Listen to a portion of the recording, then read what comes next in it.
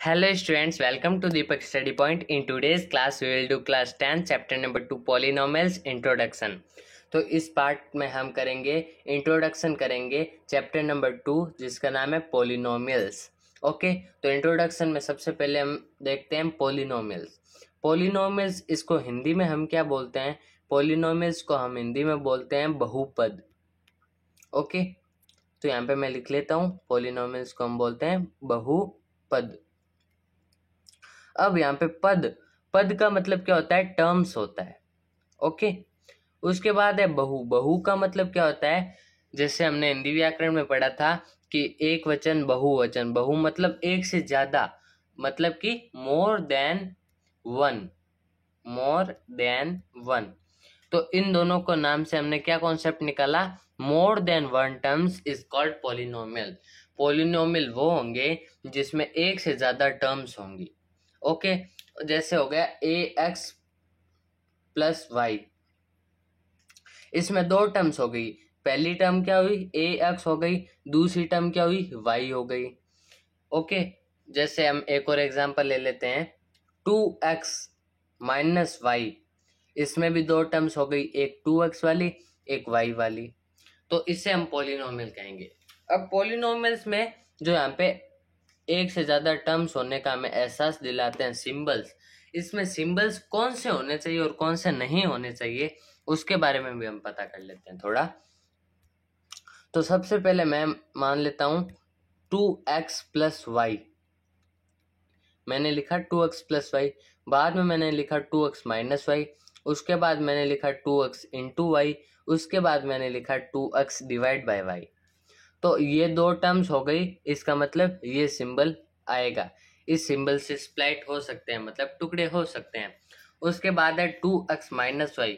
ये एक टर्म हो गई, ये एक टर्म हो गई, दो टर्म हो गई, मतलब इसके साइन से भी हो सकता है. उसके बाद आता है 2x इंटू वाई. क्या ये हो सकता है? नहीं हो सकता. कैसे नहीं हो सकता? क्योंकि 2x इंटू वाई करेंगे तो हमारे ये आ जाएगा 2xy. इसका मतलब ये तो नहीं होगा क्योंकि ये तो एक ही इक्वेशन हुई, दो टर्म्स हुई नहीं. इसका मतलब मल्टीप्लाई के साइन से नहीं होगा. ओके, अब 2x डिवाइड बाय वाई को देखें. तो 2x डिवाइड बाय वाई को देखें तो इसको हम लिख सकते हैं 2x अपॉन में वाई. तो ये भी एक टर्म हो गई, एक ही टर्म है, एक से ज़्यादा टर्म नहीं है. इसका मतलब डिवाइड के साइन से भी हम स्प्लाइट नहीं कर सकते. तो इससे हमने देखा कि सिर्फ प्लस और माइनस के साइन से हम स्प्लाइट कर सकते हैं. तो एक चीज़ हम ऐसे भी लिख सकते हैं कि terms must be split by plus and minus symbol. Okay, उसके बाद हम बात कर लेते हैं कांस्टेंट की. कांस्टेंट होता है symbols having fixed numerical values. ऐसे सिंबल्स जिसमें न्यूमेरिकल वैल्यूज होगी वो फिक्स होगी, मतलब कि इजिकल टू के बाद वाली वैल्यू है वो फिक्स होगी. ओके, मतलब कि अगर हम 5 प्लस 7 किया तो 12 आया.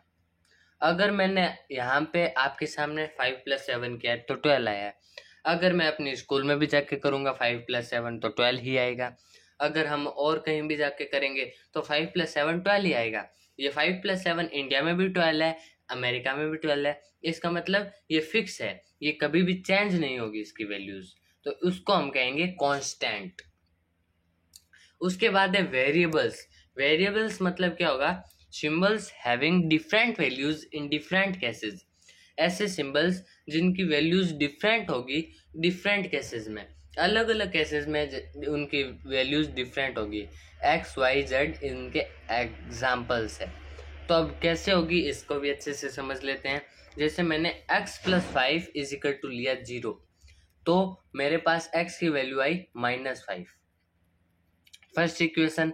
सेकेंड इक्वेशन में मैंने लिया x plus 5 is equal to 7, तो x की वैल्यू आई -2. ओके, तो यहाँ पे -5 आया और यहाँ पे 2 आया. सॉरी, -2 नहीं 2 आया.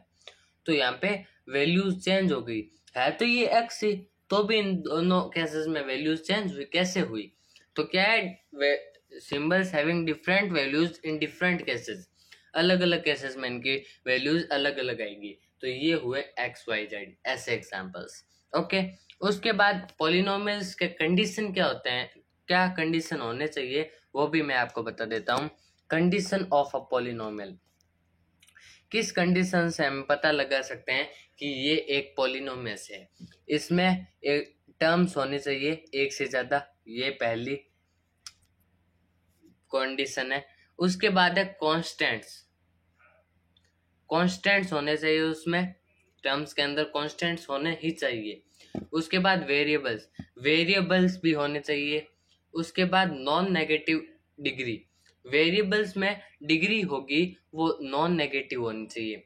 जैसे कि 2x⁻² + 5 ये एक पॉलिनोमियल होगा, और अगर 2x-2 अपॉन +5 किया तो ये नहीं होगा, क्योंकि यहाँ पे वेरिएबल में डिग्री है जो माइनस में है, तो माइनस में डिग्री नहीं होनी चाहिए।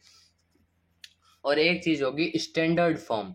ये स्टैंडर्ड फॉर्म क्या होती है, स्टैंडर्ड फॉर्म होती है कि मैंने लिखा 5x³ + 7x² + 7, या फिर मैंने लिखा कि 7x + 9x² + 5x³, ये दो लिखे। या फिर मैंने ऐसे लिख लिया 5x² + 5x³ + 5x।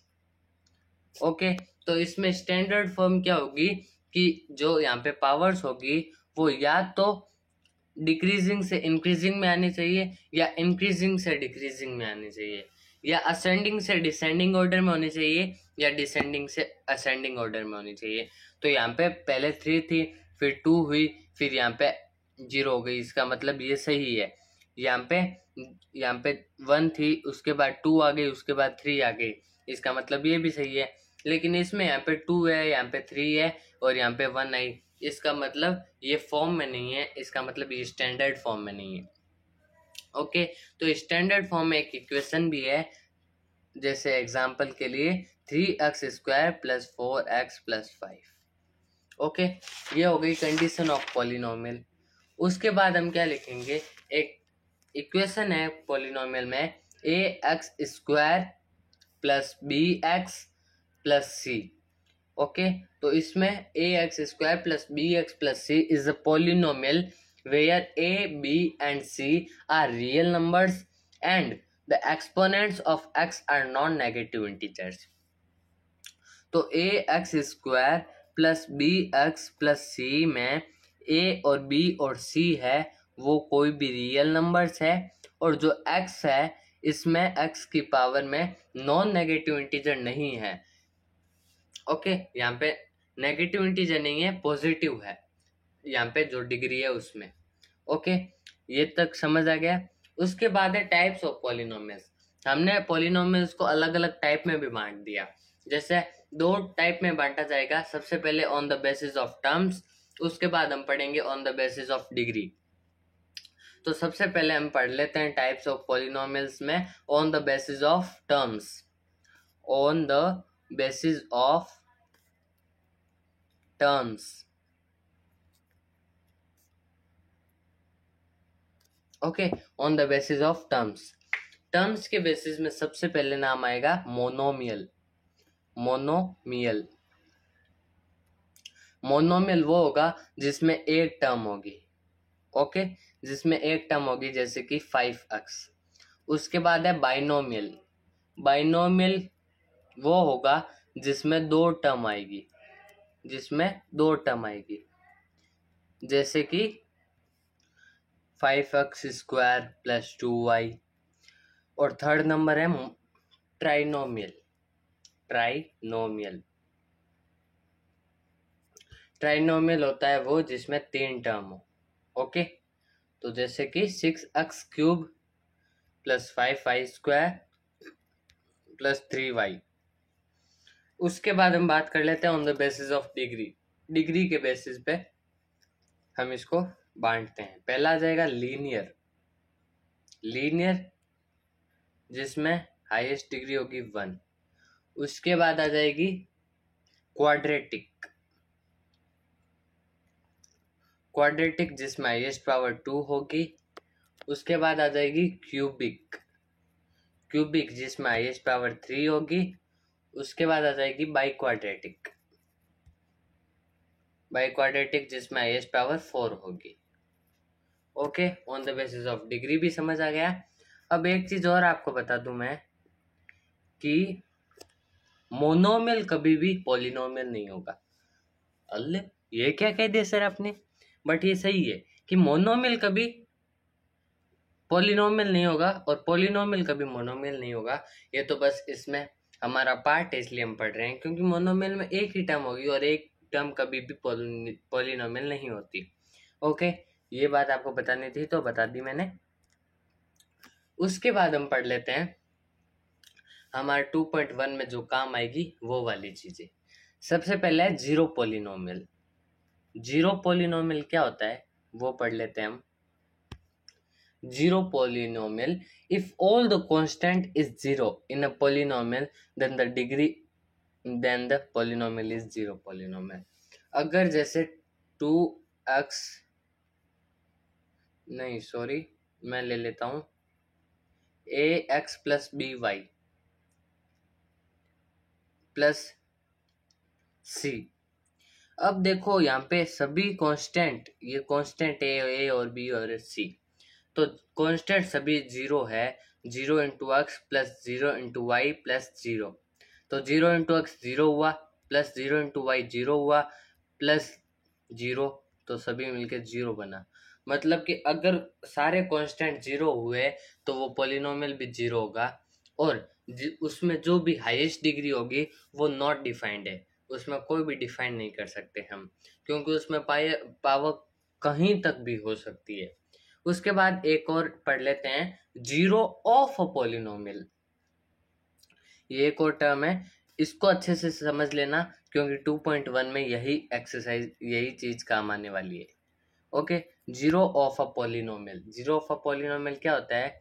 जैसे पॉलिनोमियल की पावर यहाँ पे x है, पॉलिनोमियल है उसको x है, ठीक है, तो ये क्या हुआ, x माइनस 2 इजिकल टू 0 हुआ। तो यहाँ पे x की पावर क्या आई, यहाँ पे हम x की जगह हम क्या रखेंगे, तो हमारे यहाँ पे 0 मिलेगा हमें।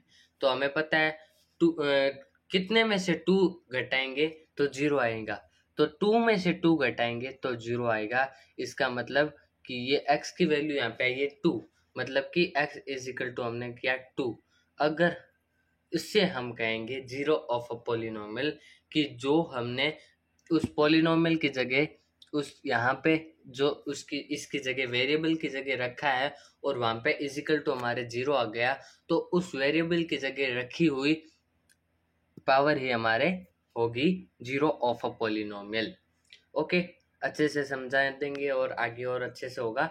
इस जीरो ऑफ अ पॉलिनोमियल को हम ऐसे भी बोल सकते हैं रूट्स ऑफ अ पॉलिनोमियल, या फिर ऐसे भी बोल सकते हैं solution of a polynomial.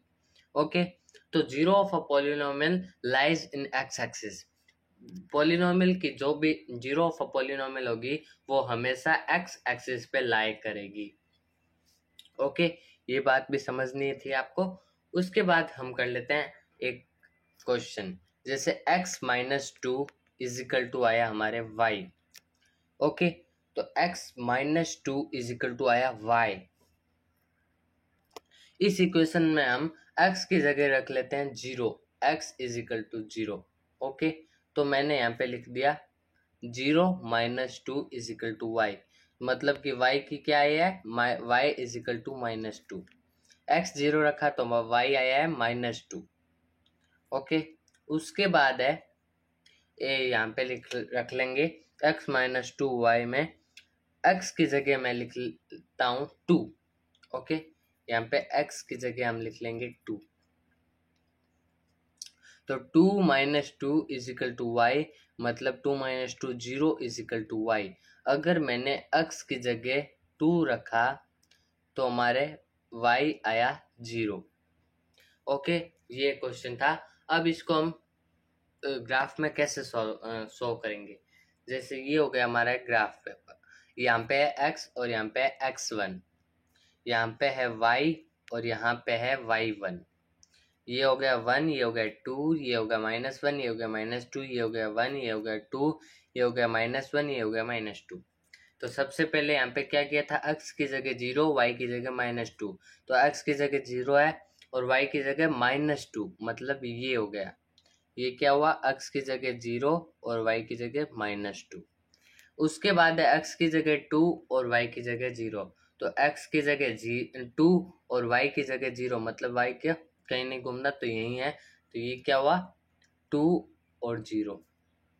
Okay, तो इन सब को हम करेंगे तो एक स्ट्रेट लाइन बनेगी, एक हमेशा स्ट्रेट लाइन बनेगी। यहाँ पे मैंने सही से नहीं बनाया, लेकिन जब आप मेजरमेंट करके बनाओगे तो हमेशा यहाँ पे एक स्ट्रेट लाइन बनेगी और ये एक्स एक्सिस को काटेगी। ओके, ये थी एक बताने वाली चीज। उसके बाद कर लेते हैं लीनियर पॉलिनोमियल, स्ट्रेट लाइन होगी उसमें। ओके, अब बात कर लेते हैं कि एक हमारे एक्स एक्सिस है, एक वाई एक्सिस है। इसमें एक्स एक्सिस में कौन सा कितनी बार काटेगा। जैसे कि हमने ले लिया लीनियर वाला, लीनियर क्या on the basis of degree वाली चीज थी, मतलब कि डिग्रीज अगर मैंने 2x + y लिया तो यहाँ पे हाईएस्ट पावर डिग्री है 1, तो इसको बोल देंगे लीनियर पॉलिनोमियल। ओके, तो लीनियर पॉलिनोमियल है, ये एक्स एक्सिस को कितने टाइम्स काट सकता है। तो इसलिए हम एक चीज हमें याद होनी चाहिए कि maximum number of solution is based on हर डिग्री। जितनी इसकी डिग्री होगी उतने ही maximum number of X axis को काट सकता है। जैसे यहाँ पे मैक्सिमम नंबर ऑफ डिग्री है 1, तो ये एक्स एक्सिस को मैक्सिमम टाइम 1 बार काट सकते हैं या फिर 0 भी बार काट सकती है। ओके, तो ये एक्स एक्सिस को 1 टाइम काट सकती है या फिर 0 टाइम भी काट सकती है।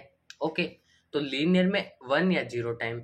जैसे अब बात कर लेते हैं क्वाड्रेटिक, क्वाड्रेटिक में ये कितने टाइम्स काट सकती है। क्वाड्रेटिक में हाईएस्ट पावर होती है 2, तो हाईएस्ट टाइम 2 बार काट सकती है, या फिर 1 टाइम भी काट ले या फिर 0 टाइम भी काट ले।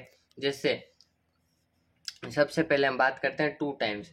ये ऐसे आ गया सॉल्यूशन, यहाँ पे 2 टाइम्स काट दिया, या फिर ऐसे आ गया सॉल्यूशन, यहाँ पे 1 टाइम काट दिया, या फिर ऐसे आ गया सॉल्यूशन, यहाँ पे 1 टाइम भी नहीं काटा। तो ये हो गया एक चीज बात जो आपको समझनी थी। उसके बाद आ जाता है क्यूबिक। क्यूबिक में हाईएस्ट पावर कितनी होती है 3, तो ये या फिर 3 टाइम्स कटेगा या फिर 2 टाइम्स कटेगा या फिर 1 टाइम कटेगा या फिर 0 टाइम। उसके बाद है बाई क्वाड्रेटिक, बाई क्वाड्रेटिक में या फिर 4 टाइम या फिर 3 टाइम या फिर 2 टाइम या फिर 1 टाइम और या फिर 0 टाइम एक्स एक्सिस को काट सकता है। तो इंट्रोडक्शन वाले पार्ट में बस इतना ही करेंगे। अब हम एक्सरसाइज 2.1 में जल्द ही मिलेंगे। Thank you and have a nice day.